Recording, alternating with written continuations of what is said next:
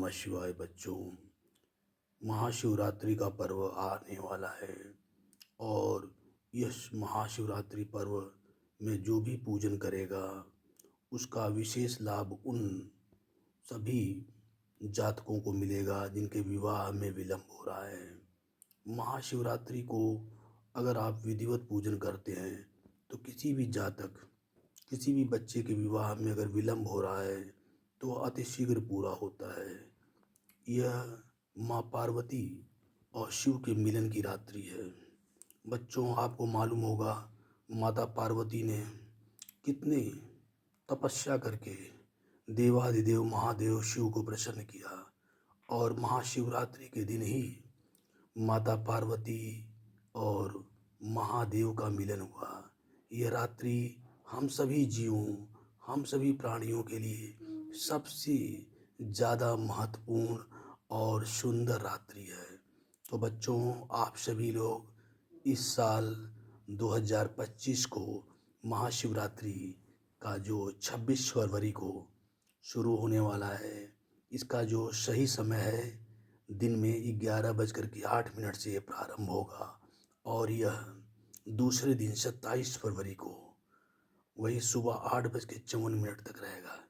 इस बीच में आप महादेव का पूजन करें।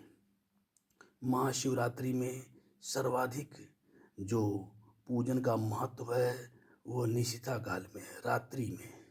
तो रात्रि में जागरण करके महादेव और माता पार्वती के इस शुभ संयोग के और मिलन की बेला को आप लोग खुशहाल और अपने परिवार में सुखी संपन्नता लाने के लिए जरूर रात्रि जागरण करें और महादेव का गुणगान करें।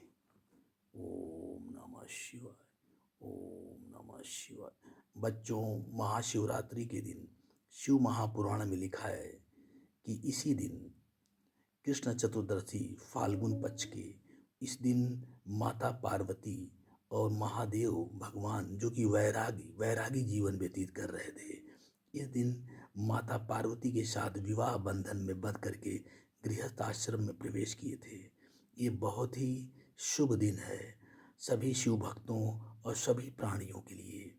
इसीलिए महाशिवरात्रि के दिन रात्रि में जागरण करके महादेव और माता पार्वती दोनों की आप लोग स्तुति करिए और जीवन के सभी भोगों को प्राप्त करें। शिवाय, ओम नमः शिवाय।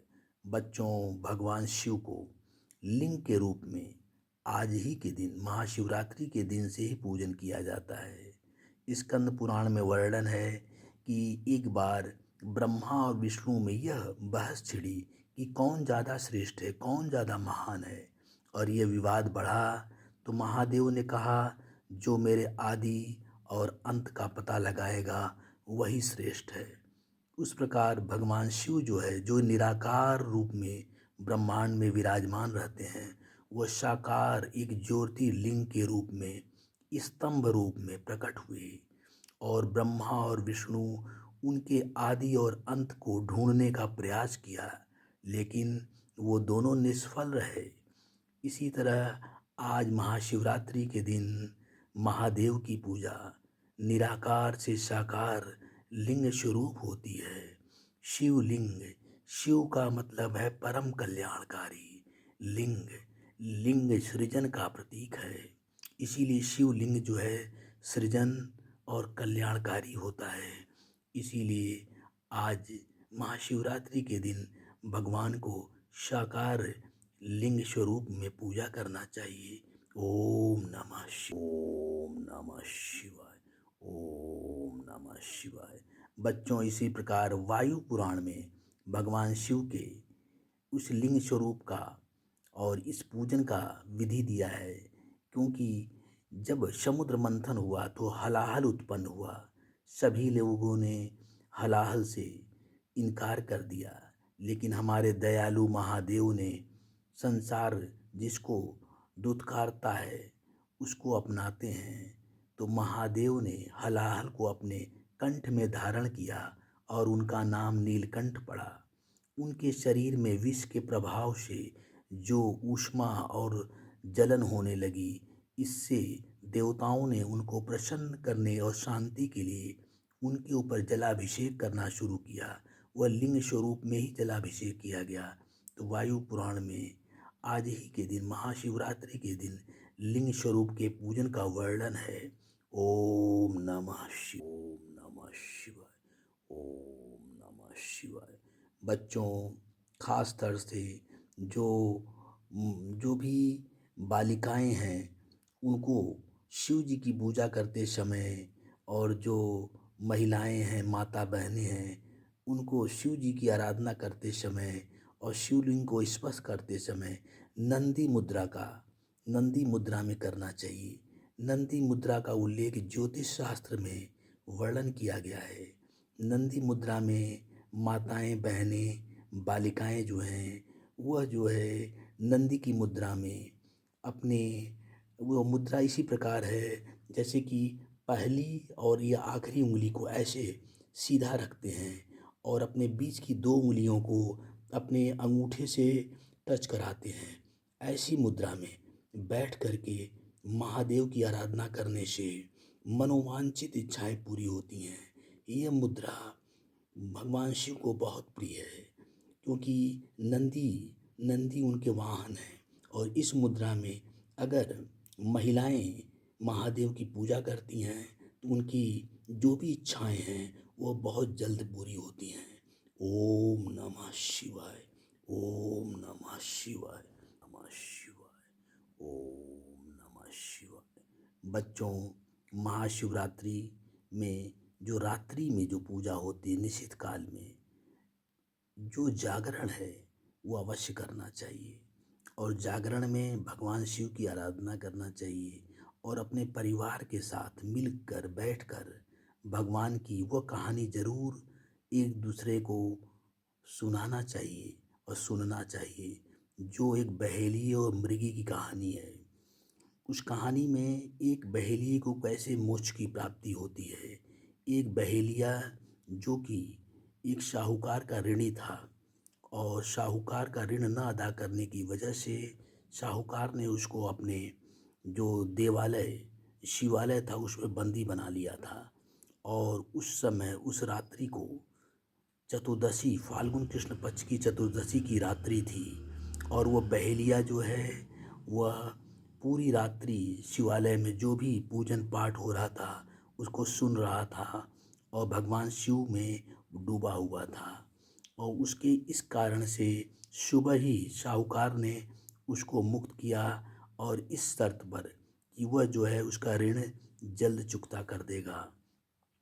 थका हारा व्याकुल बहेलिया, जो कि रात भर बंदी गृह में था, वो जंगल में गया और वहाँ पर उसने शिकार करने के लिए बेल के पेड़ पर अपना एक डेरा बनाया, जहाँ से वह आसानी से शिकार कर सके।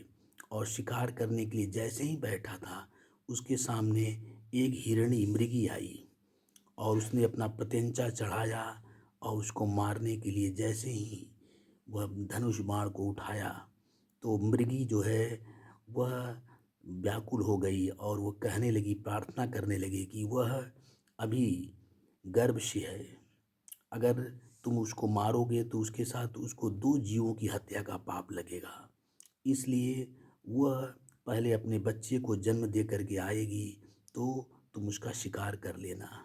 बहेलिए ने, उसकी जो मन था वो पवित्र हो चुका था, क्योंकि वो शिवरात्रि में जागरण किया था।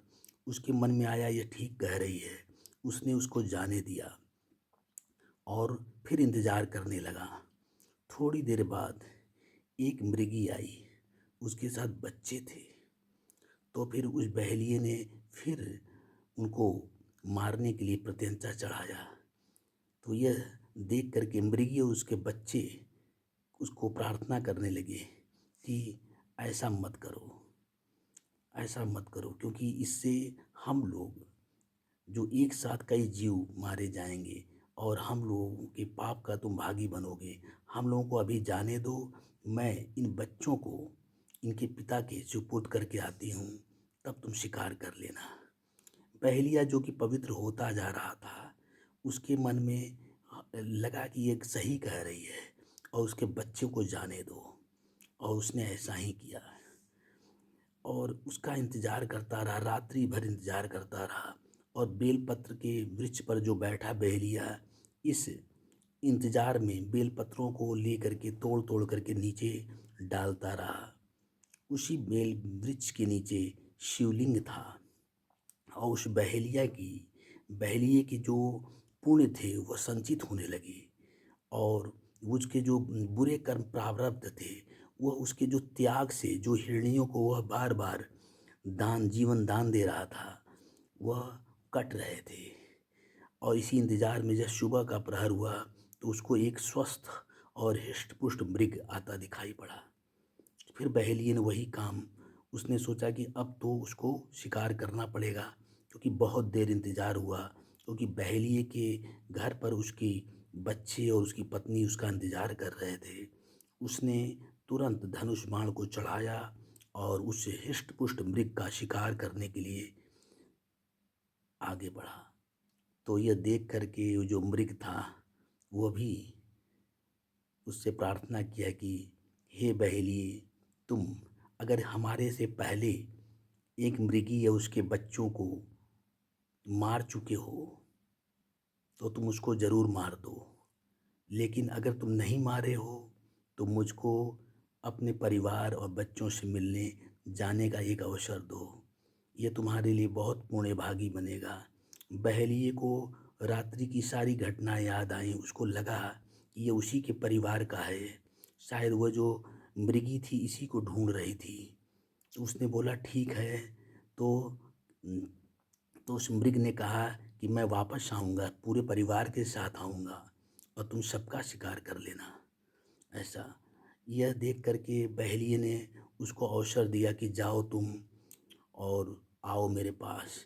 और ऐसा कह कर के फिर बहेलिये का जो हृदय परिवर्तन होता जा रहा था, क्योंकि जो उसके पहले उसने जो महाशिवरात्रि का जागरण किया था, अनायास ही जागरण किया था, उसमें उसके बुरे प्रारब्ध कट रहे थे। सुबह हुआ, बहेलिया इंतज़ार में व्याकुल था क्योंकि उसके हाथ कोई शिकार नहीं लगा था। बहुत टूट चुका था, लेकिन थोड़ी देर बाद उसको दिखाई पड़ा कि वो जो हृष्ट-पुष्ट मृग है, मृगी के साथ अपने बच्चों के साथ उसके सामने आया और कह रहा है कि अब उसका शिकार कर लो। बहेलिये को यह अद्भुत दृश्य देख कर के लगा कि इस जीव में इतनी ज़्यादा प्रबल कि वह अपने सत्य वचन को झुठलाने के लिए उसके वचन झूठे न हों, वो अपने परिवार के साथ, अपने बच्चों के साथ खुद को समर्पित कर रहा है। वो बहेलिया जो कि शिवरात्रि का जागरण किया था, उसका हृदय परिवर्तन हो चुका था। उसकी आँखों में आँसू आया। उसे लगा जब ये जीव है, ये जीव जो है इतना ज़्यादा सरल हो कर के अपने को समर्पित कर सकता है, तो मैं क्यों नहीं करूँ? और उसका हृदय परिवर्तन हो चुका था। उस बहेलिये ने उसके पूरे परिवार को जीवन दान दिया। जीवन दान देने का हक या शक्ति उसके पास नहीं थी, क्योंकि वो मनुष्य क्या किसी को जीवन दान देगा जो कि अपने जीवन को निकृष्ट कर्मों में व्यतीत किया हो। वो तो महादेव की कृपा थी। महादेव ने उसका हृदय परिवर्तन कर दिया था उस बहेलिये का। वो अपने परिवार के भूख को त्याग दिया। उसको उस जीव पर दया आई। यह दृश्य देखकर देवताओं ने पुष्प की वर्षा किया। बाद में ये सब कहानी जो थी, ये सब तो महादेव का कृपा था। महादेव ने दोनों को मोक्ष दान दिया। इस प्रकार यह अद्भुत कहानी जो है, मनुष्य शिवरात्रि के दिन रात्रि में ज़रूर अपने परिवार के बीच कहे और महादेव की कृपा का भागी बने। बच्चों, महाशिवरात्रि के दिन पूजन में शुरुआत जो है भगवान गणेश का नाम लेके करिए और गणेश जी की मूर्ति पर ज़रूर उनको पुष्प और धूप दिखाइए। उसके बाद महादेव पर पंचामृत ज़रूर चढ़ाएं। पंचामृत चढ़ाना बहुत शुभ होता है। थोड़ा दही, थोड़ा चीनी, थोड़ा दूध, थोड़ा मेवा, जो भी शक्ति है, और बेलपत्र और धतूरे से पूजन करें। यह जो है महाशिवरात्रि का पूजन जो है, आपको साल भर अगर आपने कोई पूजन नहीं किया है, ख़ास तौर से वह गृहस्थ अपने परिवार के साथ करें। अगर पति पत्नी दोनों हैं तो दोनों एक साथ पूजन करें तो बहुत सुंदर है। कुंवारी कन्याएं वह हैं, वह जो है नंदी का स्वरूप बन करके महादेव के लिंग का स्पर्श करें और पूजन करें, तो इससे उनकी मनोवांछित इच्छा और शीघ्र विवाह के योग बनते हैं।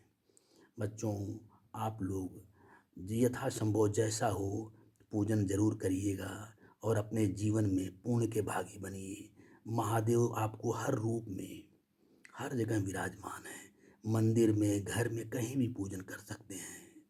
वो हमेशा आपकी सुनते हैं।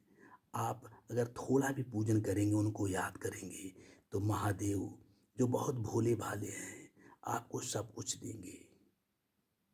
और तो महादेव तो अगर आप पूजन नहीं भी करेंगे, उनको मनसा ध्यान कर लेंगे, तो भी महादेव आपके साथ हैं। मनसा पूजन बहुत ही श्रेष्ठ पूजन है।